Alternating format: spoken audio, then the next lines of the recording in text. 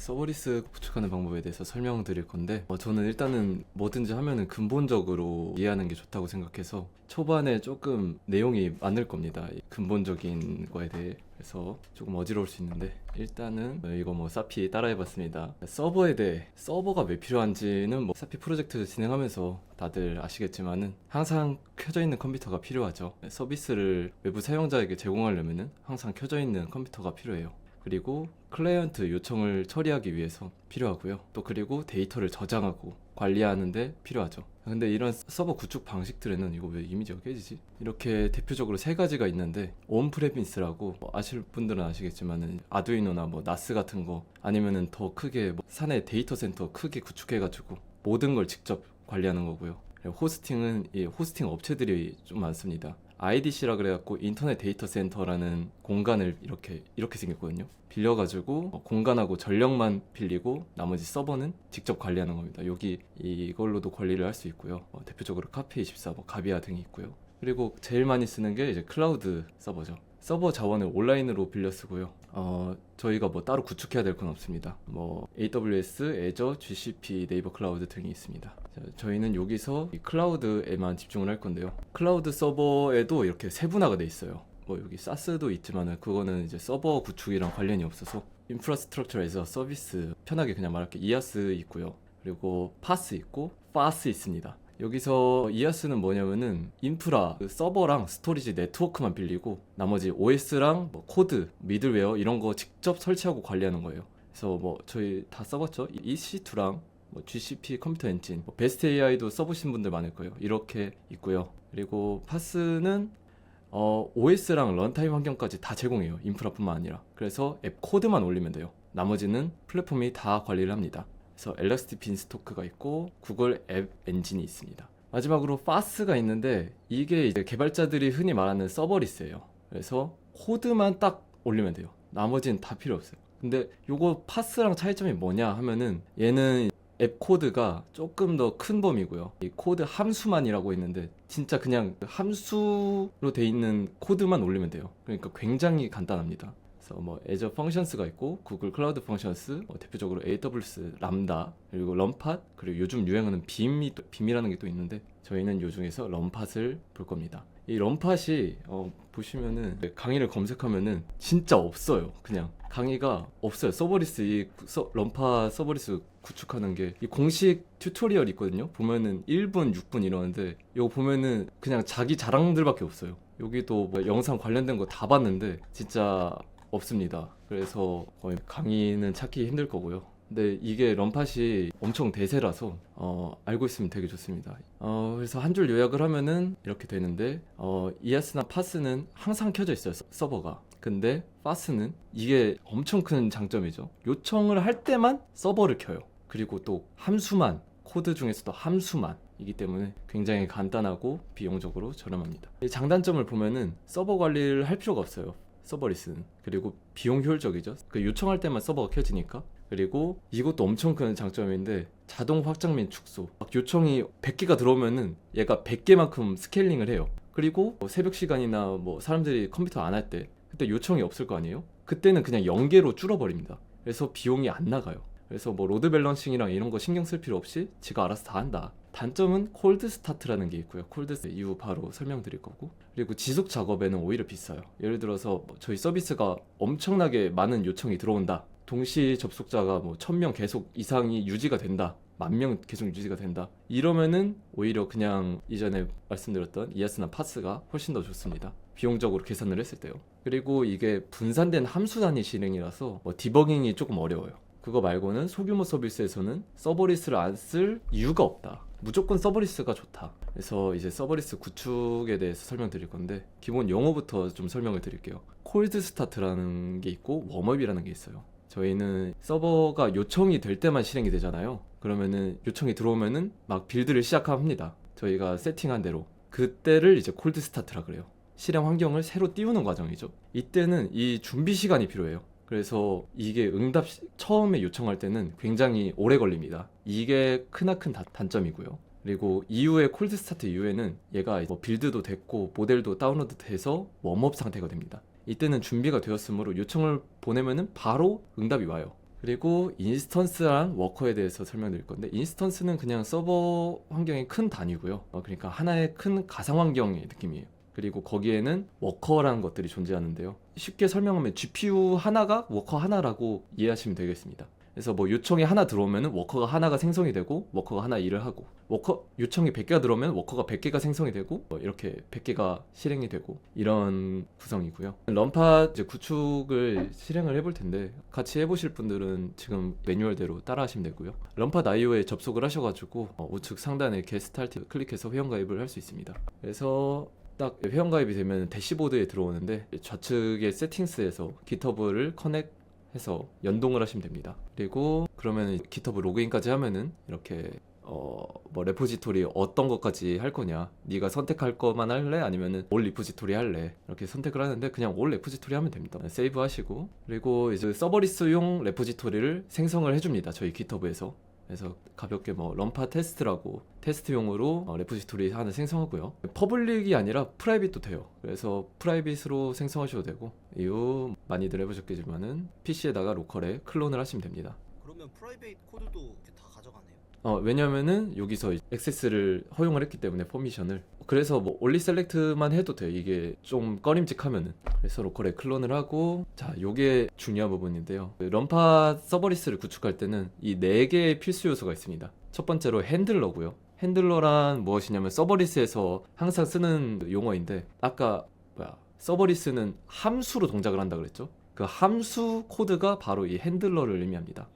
그리고 requirement는 파이썬 패키지 목록, 이거는 많이들 보셨죠. 그리고 다운로드 파일하고, 이거는 저희가 따로 스크립트를 짤 건데 이후 이제 설명을 보시면 이해될 거고, 토커 파일, 토커 저희 컨테이너 환경을 설정하는 파일을 기술을 해줘야 됩니다. 이걸 이제 하나하나 천천히 살펴볼 텐데, 우선 가상 환경 생성부터 해주는 게 좋겠죠. 저희 뭐 파이썬 벤브 많이들 쓰는데, 그것보다 요즘에 유행하는 게 있어요. 이 UV라고, 아실지 모르겠는데 UV 써보셨나요? 조노스 쓸 때 있더라고요. 그래서 그때 사실 뭔지 몰랐는데 좀 빠른 방식이라고 한 것까지만 봤어요. 이게 UV가 PIP보다 최소 5배에서 20배 가량 빠릅니다. 뭐 PIP 인스톨이랑 뭐 다 똑같은데 그냥 앞에 UV만 붙이면 되거든요. 근데 이게 진짜 빨라서 그냥 무조건 이거 쓰는 게 좋습니다. 그래서 기존 명령어 파이썬 -m 뱀브 말고 그냥 uv 뱀브 하면은 뱀브라는 가상 환경이 생성이 되고요. 이 뒤에가 이름이고, 그리고 뱀브 활성화하시고, uv pip 인스톨, 이게 명령어입니다. 원래 기존에는 그냥 pip 인스톨이 명령어였죠. 그냥 앞에 uv만 붙이면 됩니다. pip freeze도 마찬가지예요. 이게 pip freeze가 requirement를 생성하는 명령어죠. 이것도 그냥 앞에 UV를 붙이면 됩니다. 이 UV를 쓰는 거를 추천드리고요. 그리고 이 requirement tx를 생성하는 이유는 결론만 말씀드리면 콜드 스타트 시간을 줄이기 위함인데, 도커 이미지 도커 파일에 requirement를 인스톨하게 명령어를 추가를 할 거예요. 원래 같으면은 이제 정석적인 방법은, 핸들러 파이가 뭔지 먼저 설명을 드리면은, 서버리스에서 요청이 딱 들어오면은 이것만 시킵니다. 이 핸들러 파이만 동작을 시켜요. 나머지는 없어요. 그냥 요청이 들어오면은 핸들러 파이 실행 끝, 요청 들어오면 핸들러 파이 실행 끝. 그래서 정석적인 거는 핸들러 파이에서 뭐 AI 모델도 다운로드 받고 뭐 파이썬 패키지도 받고 이건데, 저희는 이 리퀘어먼트랑 모델 다운로드를 도커 파일에다가 넣을 거예요. 그러면은 이미지 빌드가 되고, 요청이 들어올 때마다 다운로드를 받는 게 아니라 미리 이제 다운로드를 다 받아 놓은 상태에서 저희가 원하는 동작만 핸들러로 실행을 하는 거죠. 이게 옛날에는 꼼수라고 말했었는데 런팟 덕서를 정독을 했거든요. 이게 그냥 팁으로 나와 있어요. 그래서 이 리퀘어먼트랑 다운로드 파일, 뭐 모델 다운로드 하는 것들을 도커 파일에다가 넣어놔라. 그러면은 콜드 스타트를 혁신적으로 줄일 수 있다라고 써 있어요. 자, 핸들러 파이, 이게 요청이 들어오면 이것만 실행한다 그랬죠. 딱 코드가 이게 끝입니다. 이게 간단한 예제 코드인데, 일단은 첫 번째로 임포트 런팟, 이거는 필수고요. 그리고 구조는 이겁니다. 이 임포트 런팟과 런팟 서버리스 스타트 핸들러 이거는 고정이에요. 그냥 뭐 생각할 것도 없이 그냥 적으면 되고요. 데프 핸들러 잡까지, 이것도 고정입니다. 여기서 이제 외계 변수 잡이 무엇을 의미하냐면은 사용자가 요청을 보내는 형식이 이 잡입니다. 그래서 이 잡을 받아가지고 잡에 있는 인풋이라는 키를 인풋 데이터에다가 넣고, 인풋 데이터에 네임이라는 걸 가져오는데, 없으면은 월드라는 걸로 대체를 하고, 그래서 그거 네임이 있으면은 네임을 가져와서 네임에다 넣고, 그래서 리절트라는 거에다가 헬로 네임을 넣고 사용자에게 이 메시지라는 거의 키워드에다가 리절트를 넣어서 헬로 네임을 사용자에게 반환을 합니다. 이런 형식이에요. 그래서 핸들러 파이 이 부분만 사실 저희가 배우면 되는데 그냥 이 부분만 AI로 수정을 하면 돼요. AI 그냥 코드를 여기다가 복붙을 하면은 끝납니다. 다만 요거 인풋을 좀 규격을 맞춰줘야겠죠. 그리고 다운로드 파이 이거는 그냥 모델 다운로드 스크립트예요. 이거는 그냥 직접 짜면 되는데 아니면은 뭐 GPT한테 시켜도 되고 인풋 OS 하고 뭐 다운로드에 필요한 인풋들을 합니다. 그리고 이거는 모델 다운로드 할 거마다 이제 코드가 다르기 때문에 이게 뭐 정석이다라고 설명을 할 수는 없는데 허깅 페이스 허브에서 다운로드하는 방식은 이렇게 생겼어요. 그래서 스냅샷 다운로드라는 거를 인풋하는데 이게 뭐냐면은 허깅 페이스에 있는 레포를 그대로 다운로드 하겠다는 그런 함수입니다. 그래서 로컬 디렉토리가 없으면은 mkdir 해서 디렉토리를 생성을 하고요. 이 디렉토리 경로를 그리고 이거는 모델 리포지토리 그 경로 허깅 페이스의 경로를 의미합니다. 그래서 이 스냅샷 다운로드가 허깅 페이스 다운로드 함수인데 이렇게 작성을 해주시면은 모델 다운로드가 됩니다. 그래서 여기서는 뭐 스테이블 디퓨전 1.4 버전을 다운로드하는 그런 코드고요. 이거를 이제 도커 파일의 빌드 시에 이거를 포함을 해줘야지 그 핸들러 파일을 할 때마다 다운로드를 하는 게 아니라 빌드 시에 이거를 하기 때문에 콜드 스타트 시간이 대폭 단축이 됩니다. 반드시 이걸 해줘야 돼요. 이 꼼수를 해줘야지, 꼼수라고 좀 그렇지만 아무튼 이 팁을 사용을 해야지 콜드 스타트 시간이 대폭 단축이 됩니다. 그래서 이 도커 파일은 도커 파일 생성하는 문법이 있는데 되게 간단해요.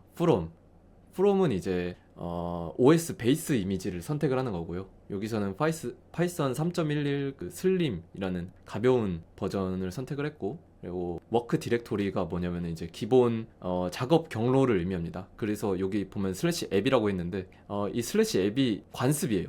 기본적인 워커 디렉토리는 앱으로 슬래시 앱으로 작성을 하고요. 카피는 저희 git 레포지토리에 있는 레퀘어먼트를 복사를 해서 이 앱에다가 복사를 하겠다. 이게 이제 기본 경로가 된다 그랬죠, 워킹 디렉토리가. 그래서 이 앱에다가 복사를 한다. 그래서 pinstall. 이 노캐시 dir 이게 뭐냐면은 캐시를 삭제하겠다는 뜻이고요. 이거를 하면은 도커 이미지가 가벼워집니다. 그래서 이거를 넣는 거를 추천드리고요. 인스톨 할 때마다 이거를 추천드립니다. 그리고 카피 앱에다가 다운로드 파일 카피를 하고 run 파이썬 다운로드 그 cmd 명령어라고 생각하면 됩니다. cmd로 파이썬 명령어 실행할 때 파이썬하고 뭐뭐뭐 파이 이렇게 하죠. run 하면 됩니다. 그냥 cmd 명령어예요. 그리고 카피 핸들러 파이하고 이 cmd -u가 뭐냐면은 로그를 확인하기 위함이라고 생각하시면 됩니다. 그래서 이 도커 파일 뭐 문법은 굳이 몰라도 되는데 왜냐면은 도커 파일은 실제로 LLM 써서 많이 쓰기 때문에 LLM 써서 만드셔도 되고요. 그래서 이제 거의 다 끝났어요. 그냥 이 코드 작성하셨으면은 add commit push해서 레포지토리에다가 올리고 런파 들어와서 서버리스 클릭하시고 new endpoint 그러니까 새로운 인스턴스를 생성한다고 생각하시면 됩니다. 아까 처음에 말씀드렸던 인스턴스를 생성을 합니다. 그래서 생성했던 그 아까 add commit push 했던 이 레포를 선택을 하고요. 건드릴 것 없이 next. 그리고 여기서 이제 GPU를 선택하면 됩니다. 여기서 이제 조금 고민이 많이 되는데 요구되는 그 태스크에 따라서 GPU를 선택을 하면 되고요. 저희 같은 경우에는 이미지 생성 모델의 경우 저희 플럭스 모델의 경우 24기가면 충분히 쓰거든요. 그래서 24기가를 저는 선택을 했고요. 그리고 CPU 같은 경우에도 뭐 요구되는 성능에 따라서 그냥 맞추시면 되는데 CPU, GPU 이런 거 잘 모른다. 그러면은 그냥 일단은 사양 낮은 걸로 생성을 해보고 안 돌아가네? 하면은 그 다음에 또 새로운 엔드포인트 생성해서 그 다음 하나씩 업그레이드를 시켜보면 될 것 같습니다. 실제로도 그렇게 많이 하고요. 왜냐면 이거 성능 파악을 못할 수가 있기 때문에. 그리고 다음에 이제 중요한 건데 여기서 이제 바로 밑에 화면이 이렇게 돼 있거든요. 그 맥스 워커스가 뭐냐면은 아까 최대 워커스 즉 동시 처리량의 한도입니다. 기본적으로 3으로 설정되어 있는데 그러니까 3명이 동시에 해도 무리가 없다라는 뜻이고요. 만약에 최대 10명이 들어올 것 같다 이제 예상이 되면은 이것보다 한 20% 높게 잡으라고 권장을 합니다. 런팟에서. 근데 저희 같은 경우에는 제가 지금 3으로 잡아놨는데 3으로 잡으면은 이제 엑스트라 워커라 그래갖고 2개를 보너스로 더 줘요. 그래서 지금 5개 워커가 돌아가고 있고 하나의 실행당 4초씩 걸리니까 사실 10명이 와도 딜레이는 100명이 와도 저희 뭐 시간이 실시간으로 중요한 게 아니기 때문에 워커가 이렇게 하나씩 돌아가면서 해도 5개 워커는 100명 정도는 거뜬히 동시 실행을 해도 버틸 수 있다 라고 생각이 되고요. 그리고 액티브 워커스, 이거는 항상 뛰어들 워커스인데 이거는 저는 0으로 뒀습니다. 이게 1 이상으로 하면은 서버리스의 장점이 사실 없어요. 이거는 그러니까 뭐 이아스나 파스처럼 계속 띄워놓는 워커를 의미하는데 이러면은 비용이 계속 발생돼요. 이러면 서버리스를 굳이 쓸 이유가 없죠. 차라리 이렇게 할 거면 그냥 이아스나 파스 쓰지. 그래서 이거는 굳이 뭐 중간급 규모가 아니면은 굳이 이거는 할 필요가 없고요. 그리고 아이들 타임, 이거는 요청이 지나고 웜업 상태를 얼마나 유지할 건지 이게 그거고요. 저는 뭐 5초로 했습니다. 그래서 이 아이들 시간이 지나면은 워커가 꺼지고 이제 다음 요청은 콜드 스타트가 되겠죠. 그리고 이 아이들 타임아웃을 5초로 했잖아요. 이 5초 동안 비용이 그대로 발생합니다. 그래서 이거를 길게 잡으면은 조금 위험해요. 그래서 5초로 잡았습니다. 그리고 여기 이제 익스큐션 타임아웃이라고 하나의 잡이 얼마 동안 최대한 실행될 수 있는지, 그래서 막 버그가 일어나가지고 계속 실행이 될 수 있잖아요. 그런 거를 방지하기 위해서 이렇게 타임아웃을 잡아두는 겁니다. 그래서 600초가 지나면은 그냥 알아서 워커가 꺼져버리게 이렇게 설정을 해놓는 거고요. 그리고 컨테이너 디스크, 이거 이제 흔히 말하는 뭐 HDD, SSD 용량, 그걸 의미하고요. 저는 70기가로 잡았습니다. 왜냐면 AI 모델 용량이 꽤 높기 때문에 70기가로 잡았고요. 이거는 약간 트라이얼 앤 에러로 용량이 얼마나 필요한지는 좀 테스트를 해봐야 돼요. 저도 맨 처음에 막 20기가 잡았다가 넘치네 하고 다시 이제 막 50기가로 잡고, 이거는 엔드포인트를 생성하고도 중간에 계속 바꿀 수가 있거든요. 그래서 이거는 조금씩 올려보는 게 좋겠다. 이게 뭐 용량이 초과되면은 디스크 터졌어요 라고 이제 로그가 뜨기 때문에 중간에 바꾸면 되고요. 그리고 스토리지 비용도 발생을 하는데 사실 이거는 그냥 생각 안 해도 됩니다. 거의 뭐 비용이 발생하는 느낌이 거의 없어요. 이러면 이제 생성이 끝납니다. 엔드포인트 아이디는 API 요청할 때 URL에 포함될 녀석이고요. 그리고 여기 대시보드에서 빌드 들어가면은 저희 git 푸시한 게 이제 빌드가 CI/CD가 자동으로 됩니다. 이 서버리스 구축을 할 때 GitHub 레포지토리로 굳이 이 구축을 한 이유가 바로 이거거든요. 이 CI/CD가 자동으로 됩니다. 그래서 이렇게 빌드에서 빌드 상태 확인할 수 있고요. 워커스, 여기서 이 테스트 한다고 2개로 설정을 했는데 보너스로 이렇게 몇 개를 줍니다, 워커를. 그래갖고 상태랑 뭐 버전들 확인할 수 있고요. 이 버전이 지금 2로 돼 있는데 git 푸시할 때마다 버전이 올라가요. 그리고 그 버전이 가장 높은 게 레이티스트라고 이제 써져 있고요. 워커의 상태를 볼 수 있는데 상태를 파악하는 게 굉장히 중요합니다. 이니셜라이징이라고 돼 있으면은 여기가 컨테이너가 빌드되는 중이고요. 그리고 이 아이들 상태, 빌드가 완료됐고 나 준비됐다 라는 상태입니다. 그래서 이 상태가 일정 시간이 지나면은 꺼지고요. 그리고 워커가 꺼지면은 다시 또 워커가 비었네 하고 다시 이니셜라이징 상태로 됩니다. 다시 빌드를 하고요. 그리고 러닝, 이거는 누군가 API 요청을 보내 작업을 하는 상태를 의미합니다. 그리고 스로틀드는 아까 이 럼팟에서 구성하고 있는 GPU들이 있을 거 아닙니까? 거기서 너한테는 할당 잠깐 좀 뺏을게 하고 가져가는 것도 있고요. 여러 가지 상황에 의해서 스로틀드가 될 수 있습니다. 그리고 아웃데이티드는 이제 버전이 업그레이드 되면은 잠깐 아웃데이티드라고 여기가 떠요. 옛날 버전이라는 의미고, 마지막으로 저희 .env 있죠? 서버를 구축할 때 .env를 넣는 거는 굉장히 위험합니다. 그래서 여기 럼팟에서는 .env 대신에 얘네들이 직접 베리어블을 관리를 해주거든요. .env를 넣을 수도 있긴 한데 .env를 넣으면 컨테이너 이미지에 이게 포함되기 때문에 보안에 굉장히 위험합니다. 여기서는 이렇게 퍼블릭 인바이러먼트 베리어블로 해서 토큰이나 아마존 S3 뭐 이런 거 집어넣으시면 됩니다. 베스트 AI에도 있었나요? 베스트 AI도 있어. 보통 이제 서버 그 구축 클라우드 서비스 같은 경우에는 다 이거 있어. 그래갖고 이걸로 하는 게 좋습니다. 그래서 테스트 할 수 있는 오퍼레이션들은 이렇게 있는데요. 보통 런이랑 런싱크 많이 씁니다. 스테이터스도 많이 쓰고요. 그래서 런 같은 경우에는 요청을 보내면 바로 잡 아이디랑 요청 성공적으로 보내졌다, 안 보내졌다, fail 떴다 이런 게 바로 오고요.